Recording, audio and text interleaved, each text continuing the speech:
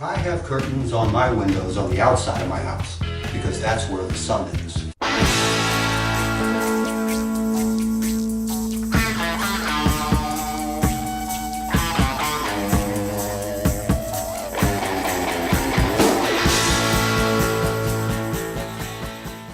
Thanks for tagging along. My name's Steve Thomas and I'm going to be talking about games. It seems we humans are fascinated by them, but in the broadest term, a game is anything that is not absolutely necessary, and some things that are turn into games. Like hunting, for example. It was once something we had to do in order to eat and survive. Later on, it became a game. Same thing with fishing. Later, fishing stories also became entertainment. People would make up the tallest tales they could think of to outdo each other. And so they became sports, competitive, big money makers. Game shows became an early staple on television for the same reason. We not only like playing games, we like watching other people play them. I made up just such a game that I used to use on that other show I was on. Used to play it with authors. I think I might use that again someday. Kill the author. It's about books. If you know the answer, ring the bell. If you don't know the answer, don't ring the bell. All right, first question. Who wrote the poem Annabel Lee? Edgar Allan Poe. They are often regarded as the Big Four. Now, I'm not talking about John, Paul, George, and Ringo, okay? This has to do with books. They're often regarded as the Big Four. Who are they? Simon & Schuster, Arthur Collins, Penguin, Random House. The Big Four publishers. I think there's 5 now, actually. Published in 1964, which Beatle wrote In His Own Right? 1964, Beatles, book, In His Own Right. John Lennon. Who is the top-selling author of all time? Ring the bell? Okay. Agatha Christie. 4 billion. 4 billion sold. She's like McDonald's. Who wrote Mary Poppins? P.L. Travis. What is Dr. Seuss's real name? Theodore Gus. All right, thanks for tuning in. This is Steve Thomas for Kill the Author saying stay safe and don't get caught.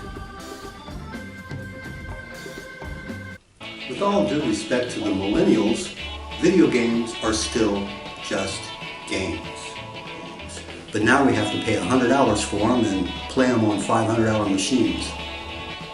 My brother is a barber and recently he was cutting a high school kid's hair and asked the kid if he played sports. Oh yes, the kid replied, I play video games. So that's what it's come down to. Some kids believe that video games are a sport.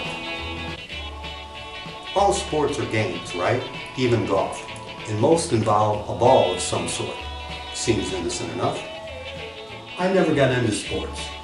I was offended by the bigger and stronger than you mentality of most of the jocks I had to deal with as a kid, and how seriously they took hitting a ball with a stick.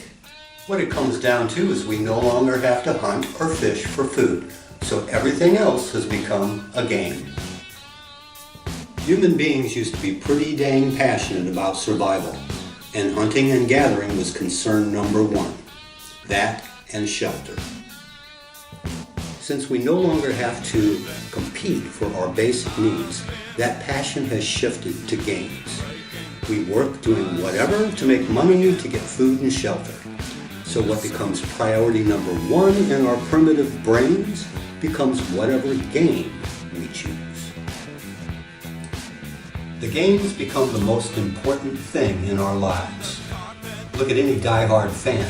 The word comes from fanatic. In other words, stark raving crazy. I'm not trying to diminish the commitment, abilities, and physical achievements of athletes. I just don't care for it personally, and I'm not willing to pay for it. Sports has become a huge business, and as long as the public is willing to pay for it, the prices will just keep going up. It has been suggested that any form of entertainment is an escape from the doldrums of our everyday life. The game, whatever it may be, it's a distraction.